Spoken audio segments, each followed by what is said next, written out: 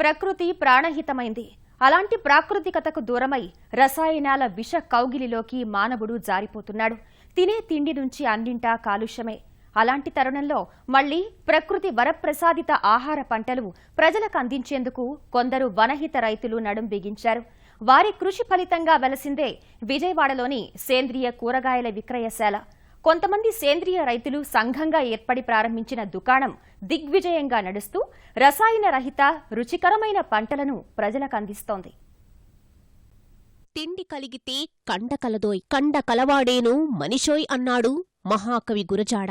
ఆ తిండి రసాయన కాలుష్యంతో కూడినదైతే రోగాల పుట్టగా మారతాడు. ఈ విషయాన్ని స్వానుభవంలో ఇప్పుడిప్పుడే అర్థం చేసుకుంటున్న ప్రజలు సేంద్రియ ఉత్పత్తుల గొప్పతనం గుర్తిస్తున్నారు. కాస్త రేటు ఎక్కువగా ఉన్నా పొడిమి తల్లి ఒడి నుంచి పండిన సహజ పంటలను ఉత్సాహంగా కొనుగోలు చేస్తున్నారు. విజయవాడ మొగల్రాజపురంలోని జమ్మిచెట్టు సెంటర్ వద్ద ఏర్పాటు చేసిన సేంద్రియ కూరగాయల దుకాణంలోని ఉత్పత్తులు ఆహా ఏమి రుచులే అంటూ ప్రశంసలు కురిపిస్తుండగా ప్రజల ఆదరణ చూసి నిర్వాహకులు హర్షం వ్యక్తం చేస్తున్నారు.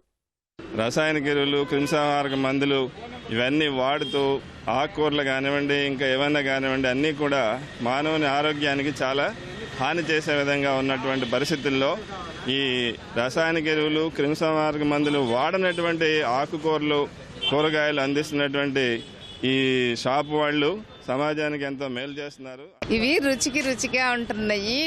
ఆరోగ్యానికి ఆరోగ్యంగా ఉంటుంది. జామకాయ కానివ్వండి, బొప్పాసకాయ కానివ్వండి, ఆకుకూరలు కానివ్వండి, మన మామూలుగా మందులు వేసిన దానికి దీనికి మాకు తేడా తెలుస్తుంది. అందుకని ప్రత్యేకంగా వచ్చి కొంటున్నాం. ఇది ఏ కూరగాయ తిన్నా మెడిసిన్స్తో కూడుకుని మందులు చేసి అవుతుందని మన సొంతానికైనా మనంటూ సొసైటీకి ఎంతో కొంత మన బాధ్యతగా ఏదో చేయాలనే ఉద్దేశంతో నేను 4 ఎకరాలను 2 ఎకరాలు వరి పండిస్తున్నాను. మిగతా ఈ వరి మాత్రం బీపీటీ సాంబ మసూరు వేసామండి. కూరగాయల్లో మాత్రం 7 రకాలు వేసామండి. టమాటా, వంగ, మిర్చి, బెండ, కాకర, చిక్కుడు, గోరు చిక్కుడు ఇవన్నీ వేసి తీసుకొచ్చి ఇక్కడ ఏ రోజుకి ఆ రోజు తీసుకొచ్చి ఇక్కడ ఇవ్వడం జరుగుతుంది. 15 మంది గో ఆధారిత వ్యవసాయ ప్రేమికులు ఒక్కతాటిపై వచ్చి ప్రజలకు రసాయన కాలుష్యరహిత పంటల్ని అందుబాటులోకి తెచ్చారు. నెల రోజుల క్రితం ప్రారంభమైన ఈ దుకాణానికి ప్రజలు అమితాసక్తితో వస్తున్నారు. సాధారణ కూరగాయలు, ప్రకృతి వ్యవసాయం ద్వారా పండించిన పంటలకు మధ్య రుచిలో తేడా ఇట్టే తెలిసిపోతుందని ప్రజలు చెబుతున్నారు. ఒక్కచోట దొరుకుతున్నాయి కదండి, చాలా చోట్ల ఏర్పాటు చేస్తే బాగుంటుంది, అందరికీ ఉపయోగంగా ఉంటుంది. అవి ఎప్పుడైనా ఆరోగ్యానికి మంచిదే కదండి. ఇప్పుడు అలా తిన్నవన్నీ మూలంగా వచ్చే రోగాలు అవన్నీ అందరికీ తెలిసినవే. ఇలాంటివి తింటే కొంచెం ఆరోగ్యంగానే ఉంటుందని అందరూ కొనుక్కుంటారు. టేస్ట్ బాగానే ఉంటుందండి. ఎప్పుడైనా ఇన్ఆర్గానిక్ కూరగాయలు లైక్ పెస్టిసైడ్స్ అవి వాడిన కంటే ఆర్గానిక్ బెటర్ అండి. న్యాచురల్గా ఉపయోగించిన ఆల్వేస్ న్యాచురల్. సో మేమైతే రెగ్యులర్గా తీసుకెళ్తూ ఉంటాం. బాగుంటాయండి, టేస్ట్ బాగుంటాయి. ఎస్పెషల్లీ బాగుంటాయి, ఫ్రెష్గా ఉంటాయి. టేస్ట్ మాత్రం యాజ్ ఇట్ ఈజ్.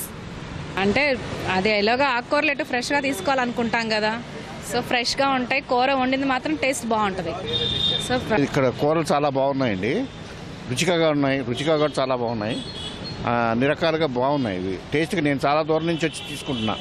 విటమిన్స్ అవి చాలా ఎక్కువగా తోడ్పడతాయని చెప్పి.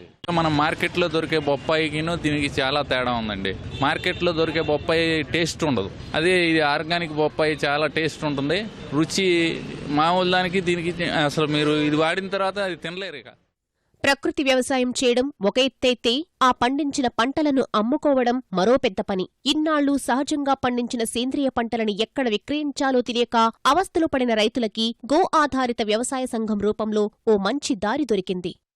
ఈ యొక్క గో ఆధారిత వ్యవసాయ సంఘం పెట్టడం యొక్క మూల కారణం ఏంటంటే, ఫస్ట్ రైతులకి శిక్షణ ఇచ్చి కూరగాయలు కానీ సమాజానికి కావాల్సిన అనేక పంటలని మనం పండించి మధ్యధరలు లేకుండా ఉండటానికి అని చెప్పి ఈ సొసైటీని పెట్టడం జరిగింది. ఇప్పుడు మీరు చూస్తున్న కనీసం ఒక 20 రకాలైన ఆకుకూరలు కానీ మరియు కూరగాయలు కానీ పురుగు మందులు కానీ మరియు అవశేషాలు లేకుండా కొంతమంది రైతులకి ఇవ్వడం జరుగుతుంది. దీనివల్ల రైతులు కూడా చాలా సంతోషంగా ఉన్నారు, మంచి ప్రైస్ వస్తుంది. రెండోది వినియోగదారుల నుంచి కూడా మంచి స్పందన కనపడుతుంది. మొదట నేను సంతృప్తి పడిన తర్వాతే ప్రజలకు ఇద్దామని చెప్పి అనుకున్నాను. అలాగే బాగుంది కాబట్టి ప్రజలకు కూడా నేను గో ఆధారిత ప్రాధాన్యతలో తయారు చేయబడిన కాయగూరలు ఇవన్నీ కూడా.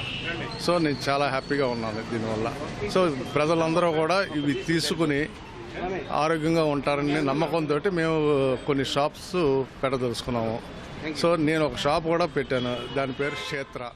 ప్రకృతి, రైతు, ప్రజల ఆరోగ్యం కాపాడాలన్న సంకల్పంతో సేంద్రియ సాగు చేసే రైతులందరినీ ఒక తాటిపైకి తెచ్చామని ప్రకృతి వ్యవసాయ ప్రోత్సాహకర్తలు తెలియజేస్తున్నారు. సేంద్రియ దుకాణం ద్వారా ఇటు రైతులు, అటు వినియోగదారులకి మేలు జరుగుతుందని వివరించారు. రైతులు దళారుల మోసాలు లేకుండా మంచి ధర పొందుతారని, అటు ప్రజలు విషరసాయన అవశేషాలు లేని నాణ్యమైన, ఆరోగ్యమైన ఉత్పత్తులు ఖరీదు చేయగలుగుతారని వెల్లడించారు. కోఆపరేటివ్ సొసైటీ లాగా ఏర్పాటు చేసి కేవలం ఆర్గానిక్ వ్యవసాయం చేసే రైతులందరితో కూడా ఒక మెంబర్షిప్ జాయిన్ చేసి, అట్లా కొనే వాళ్ళంతా కూడా ఒక దానిలో మెంబర్షిప్ జాయిన్ చేసి ఒక సొసైటీకి ఏర్పాటు చేసి, ఆ సొసైటీ ద్వారా ఈ సొసైటీ మెంబర్స్ని ఒక కమిటీ లాగా ఏర్పాటు చేసుకుని ఈ మెంబర్స్ వెళ్ళి ఎవరు ఆర్గానిక్ పండిస్తున్నారు, అది కరెక్టా కాదా సెలెక్ట్ చేసుకుని ఆ వచ్చే ప్రొడక్ట్స్ అన్ని కూడా ఈ సొసైటీ ద్వారా ఇట్లా ఒక షాప్ పెట్టి షాప్ ద్వారా అమ్మితే గనక అటు ప్రజల్లో కూడా ఇది ఒక జెన్యూన్ అనే ఒక నమ్మకం ఒకటి ఏర్పడుతుందనే ఉద్దేశంతో ఈ సొసైటీ ఒకటి ఏర్పాటు చేయడం జరిగింది. మన యొక్క కోఆపరేటివ్ సొసైటీ ఒకటి రైతుల తోట ఏర్పాటు చేసి, ఏదైనా రైతులు మీరు గో ఆధారిత వ్యవసాయం చేయండి, ఆర్గానిక్ వ్యవసాయం చేయండి అంటే మాకు మార్కెట్ లేదు కాబట్టి మేము చెయ్యము అనేటువంటి ఒక ఆలోచనలో ఉన్నటువంటి ఒక రైతాంగానికి ఎక్కడో దగ్గర మార్కెట్ సౌకర్యం కల్పించే రైతులతో ప్రోత్సహించాలనేటువంటి ఒక ఆలోచన చేసి విజయవాడ నగరంలో గో ఆధారిత ప్రకృతి వ్యవసాయదారుల పరస్పర సహకార సంఘం అనేటువంటి ఒక సంఘాన్ని ఏర్పాటు చేయడం జరిగింది. దాని ద్వారా రైతాంగానికి ఒక భరోసా ఇవ్వడం కోసము ఒక ప్రకృతో రక్షతి రక్షిత ఇప్పుడిదే నేటి మంత్రం. ఎందుకంటే ప్రకృతికి, మానవుని జీవనశైలికి అంత అనుబంధముంది. ఈ అనుబంధాన్ని దృష్టిలో పెట్టుకుని అంతా ప్రకృతి బాట పట్టి గ్రామ గ్రామాన సేంద్రియ దుకాణాలు వెలిసి మంచి ఉత్పత్తులు అందాలని కోరుకుందాం.